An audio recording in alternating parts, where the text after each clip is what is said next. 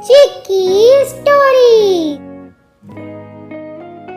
रौनकपुर गांव में एक जमींदार रहता था जिसकी एक बेटी सौतेली और एक उसकी सगी बेटी थी, पर वो दोनों में बहुत भेदभाव करता था।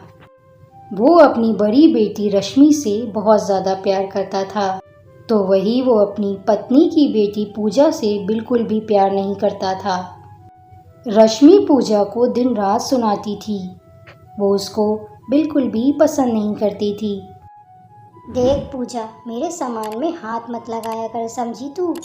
पर दीदी, मैंने आपकी अलमारी के कपड़े सही करे हैं, कुछ बिगाड़ा नहीं है।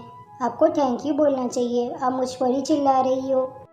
देख पूजा, मैंने तुझसे कहा नहीं था कि मेरी अलमारी के कपड़े सही कर। आइंदा से मेरे कपड़े मत छूना, समझी तू। और जा यहाँ से, अपना काम कर। रश्मि पूजा को दिन रात बातें सुनाती थी और पूजा बेचारी सुनती थी, क्योंकि रश्मि बिल्कुल भी पूजा को पसंद नहीं करती थी और पूजा एक सीधी सादी लड़की थी।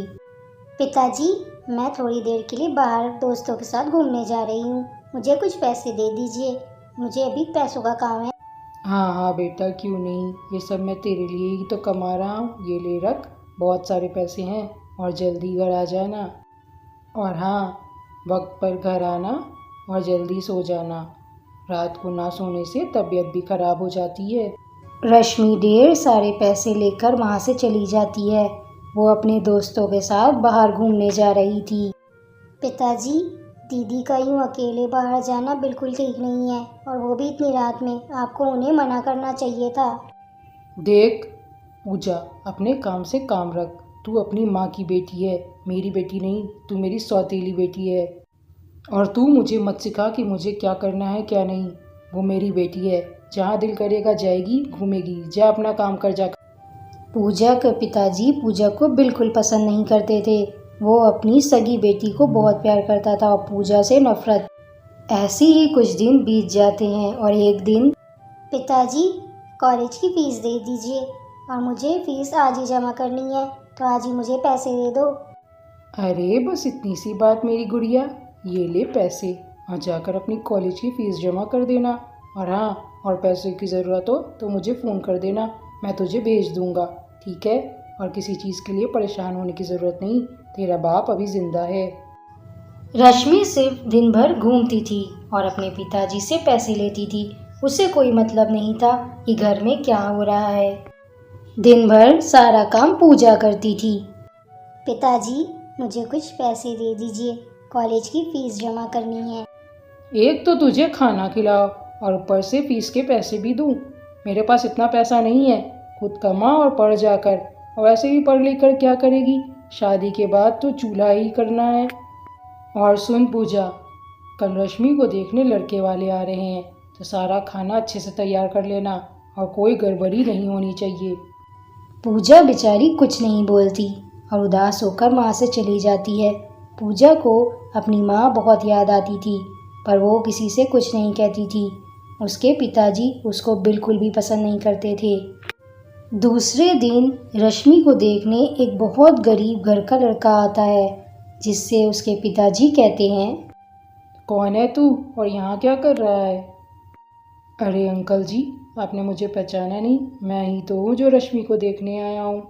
आपके घर रिश्ता लाना था तो मैं ही हूँ, आपको किसी ने बताया नहीं? पिताजी, ये भिखारी पसंद किया आपने मेरे लिए। मैं इससे शादी कभी नहीं करूँगी। मैं मर जाऊँगी, पर इस भिखारी से शादी कभी नहीं करूँगी। रश्मि बेटा, मैं इसको जानता भी नहीं हूँ। मैंने तो अपने दोस्त के बेटे से तेरा रिश्ते की बात की थी। पता नहीं ये कौन है, कहाँ से आ गया है। पिताजी, रश्मि दीदी, ऐसे किसी का मजाक मत उड़ाइए। वो गरीब है तो क्या हुआ, है तो इंसानी। देख पूजा, तू बीच में मत बोल। अगर तुझे ये भिखारी पसंद है तो तू ही इससे शादी कर ले, मैं तो कभी इससे शादी नहीं करूँगी। देखिए, आप जो भी हैं चले जाइए, ये आपसे शादी करना नहीं चाहती। पर हाँ, आपको कोई अच्छी लड़की मिल जाएगी, आप अभी अपने घर जाइए। पूजा की बात सुनकर वो लड़का वहाँ से चला जाता है और वो तीनों उसे देखते रह जाते हैं।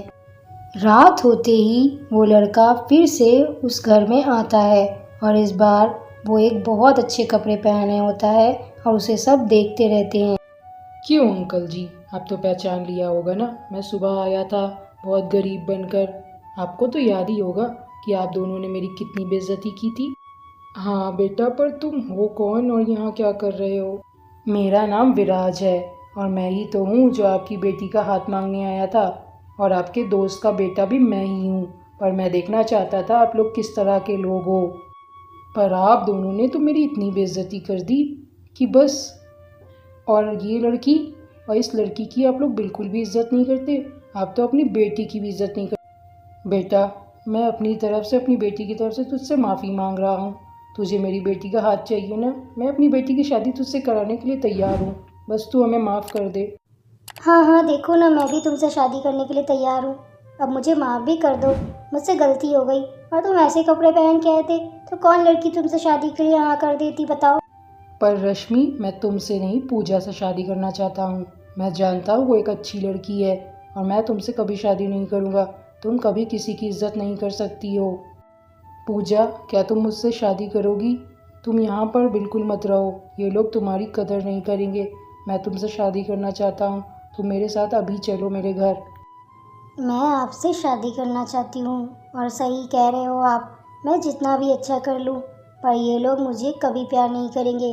मैं आपके साथ अभी चल रही हूँ। विराज और पूजा वहाँ से चले जाते हैं और रश्मि और उसके पिताजी उन दोनों को देखते ही रह जाते हैं। विराज एक बहुत बड़े घर का लड़का होता है।